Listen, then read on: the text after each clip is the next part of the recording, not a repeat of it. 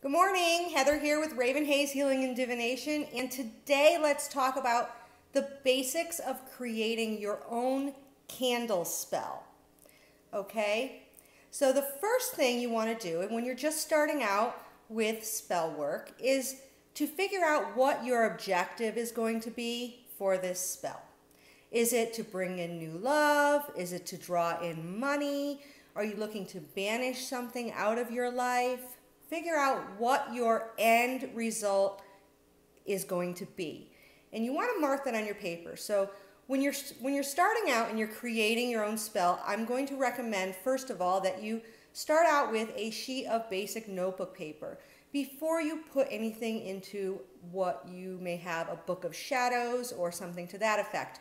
You want to start out by putting it on regular notebook paper so that you can make some changes and make cross-outs as you're going along before you put the final spell into your book of shadows. So, in creating a candle spell, we're going to first start to figure out the objective and write that on the top of the paper. The next step we want to do is start determining what supplies we're going to need. So, since it's a candle spell, we're going to need a candle. So you want to determine what color candle you may want to use for that. And I've got a whole nother video that goes through all of the candle colors and what they may be used for. So, for our purposes today, let's just say we wanted to do a love spell. We may choose a pink candle. If we're going to do a money spell, we may opt for a gold or a green candle. And certainly white would be universal. So choose your candle color and make sure you have that on hand. So you've got your candle and you've written that down. The next thing that you want to do is have a way to dress this candle. Now, before we do that though, let's talk about this candle has been touched and gathered energies throughout the entire process, from when it was made to when it was shipped to when it was put in the store.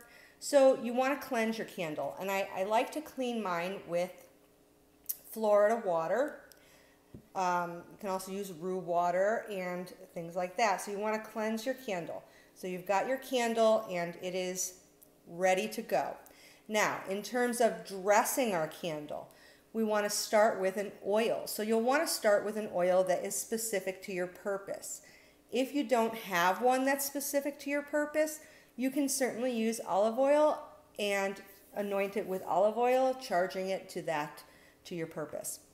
If you can purchase oils like pre-made Van Van oils, general all-purpose. You can purchase, we've got some money oils here, money drawing oils.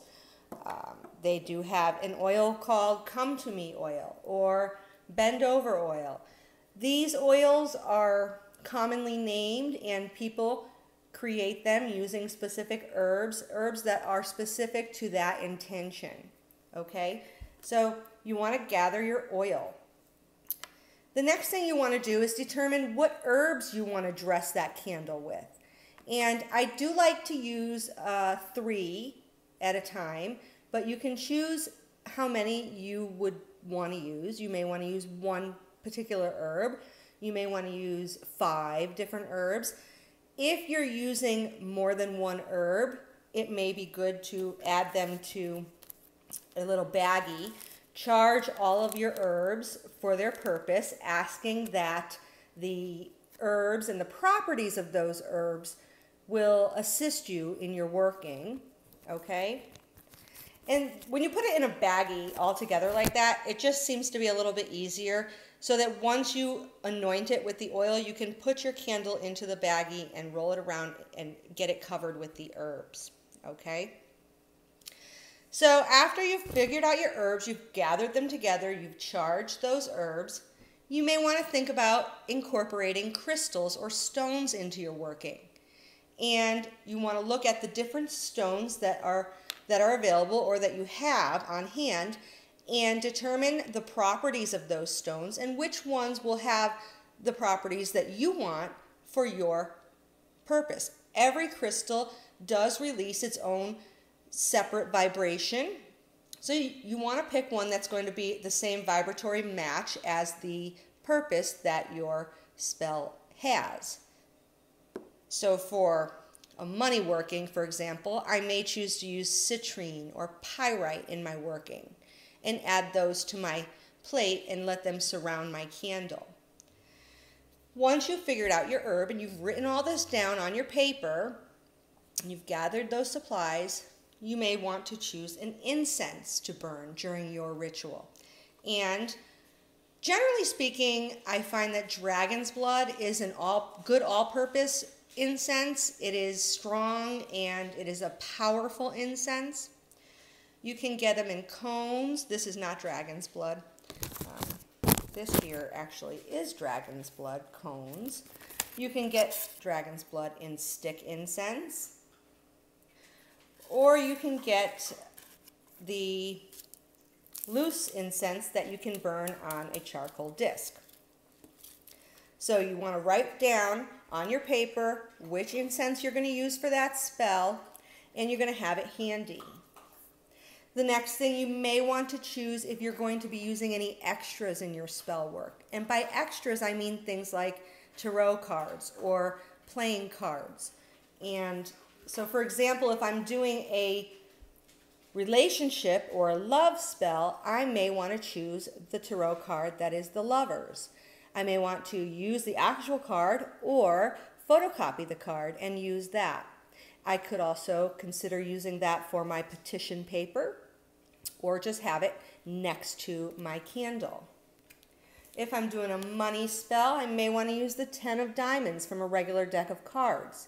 10 is a number of completion, and certainly diamonds speaks of money and success.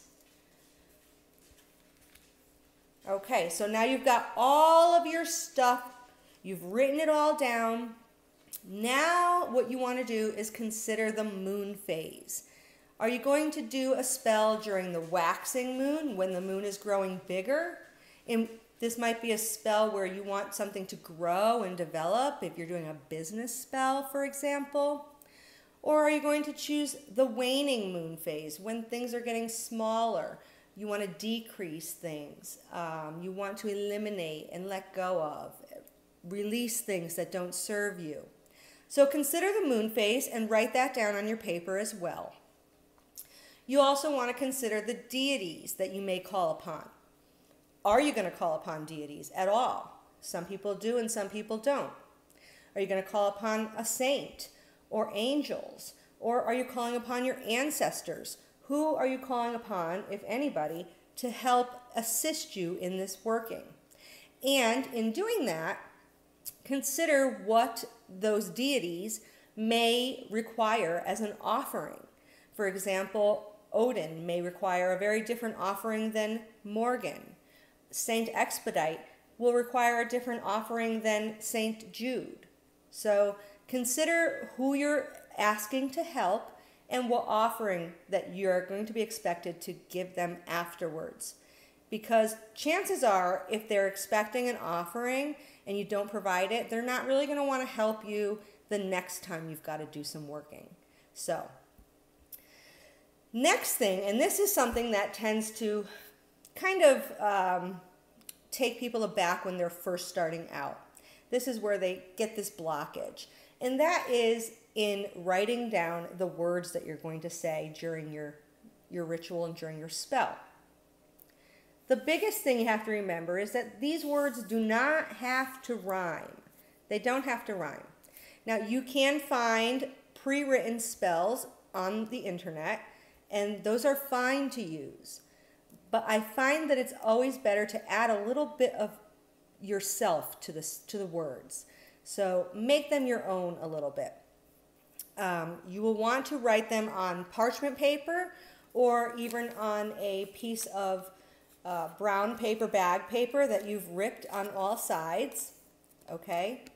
So you want to make sure that you have your words ready before you go writing it on your paper.